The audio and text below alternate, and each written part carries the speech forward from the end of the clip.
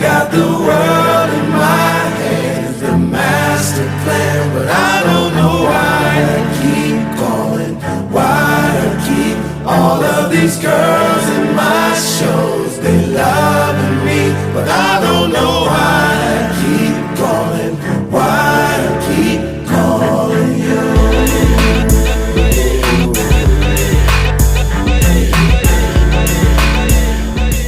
What's up, everybody? Welcome back to the Combo Starters Pod. I'm your host, Be Honest. And as always, I want to thank y'all for being here. Thank you for checking in with us, keeping the convo going.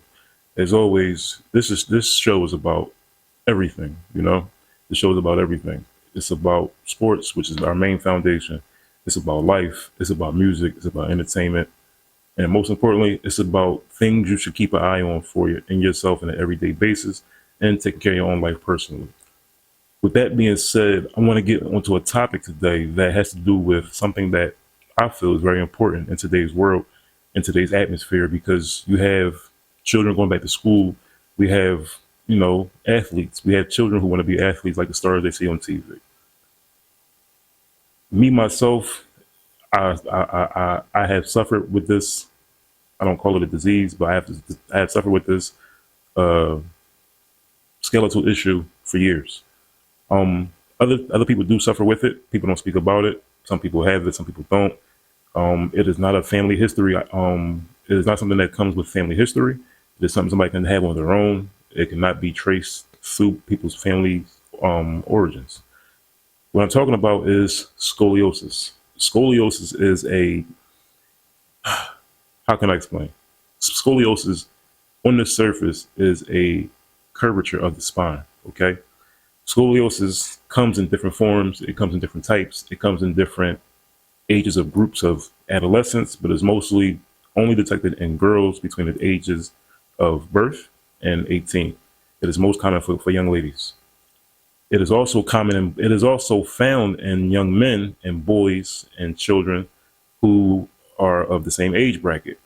The thing is, though, you have different types. You have different variations of scoliosis. So today we're talking about the different variations of scoliosis. You have thoracic, you have lumbar, and you have thoracolumbar. All right. Scoliosis takes effect to those areas of the back in those three stages. It can be either, like I said, one of those three stages you can have a scoliosis. One of those three symptoms or diagnosis of scoliosis you can have. The problem is when you have a form of scoliosis in one section of your neck or spine, you may have it in another section, which is what I have, which they consider combined scoliosis, or as I aforementioned, thoracolumbar. Okay, thoracolumbar. Let's start with that one. Thoracolumbar is the most one that I know that I am most informed of. Actually, I'm informed of them all, but thoracolumbar is the one I deal with the most. And it's the one I've dealt with my whole life. Pardon me. Thoracolumbar, like I said, it's a part of the upper and lower back region where they connect and meet in the spine. All right.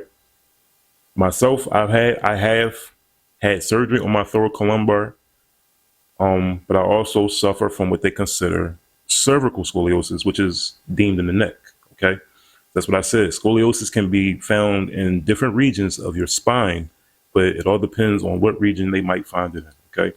Because you can have, like I said, cervical in your neck. You can have lumbar, which is in the lower back. You can have thoracic in the upper, or you can have a combination of the two or three, all right? Like I said, let's keep it going because this is information. This is something I think people need to hear because people have children that play sports. Sports is a very detrimental thing to the body as you get older. And even when you're younger, some kids may go through, some kind of pain that they can't describe to their parent because you never know what the pain might be or where it might be originating from. Right? Pardon me again. I'm so sorry. I'm so sorry today. Thoracolumbar, like I said, is where the upper and lower back meet in the spine. You have cervical scoliosis, which is a degenerative disc disease of the cervical spine area, which is only considered in the neck. Okay.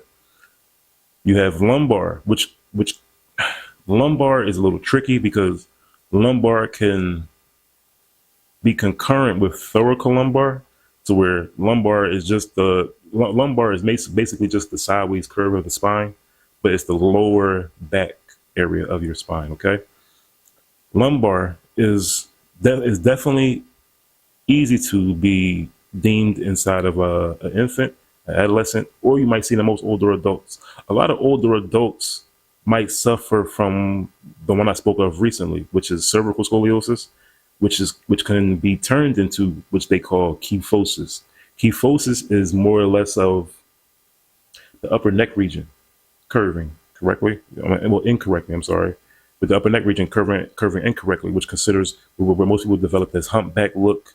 It's more or less an abnormal increase deformity of the upper neck and upper back region. So kyphosis is something to watch out for as well. Kyphosis happens most times when people, hold their phone down, things of that nature. Like that's the that's the consensus of what most people do today. Most people hold their phones and have their neck turned down. That could help you develop kyphosis. Most doctors and most people in medical terms, they consider that in layman's, they consider that doing a shopping cart. You don't want to be doing a shopping cart.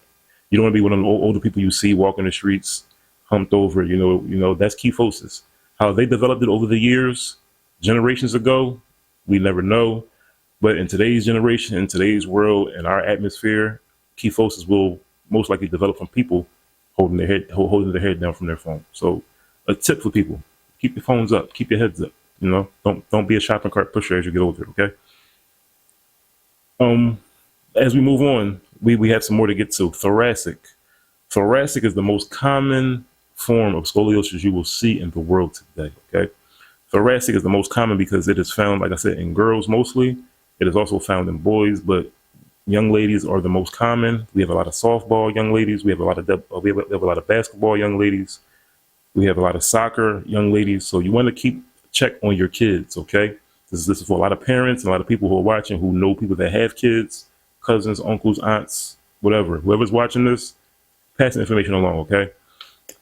You have, I said, thoracic, lumbar, and thoracolumbar, which can also take heed and cause cervical scoliosis, which is in the neck region. So remember those four, okay? The thing about those forms of scoliosis, and like I said, is most affected in young ladies and females because there is a hormone that they say most young ladies are most. There's a hormone that most women. There's a hormone that women have that men don't, which is leptin. Okay, leptin. Leptin. Leptin influences the skeletal growth in women. Okay, it's a hormone that regulates the appetite, and low levels of leptin are associated with scoliosis.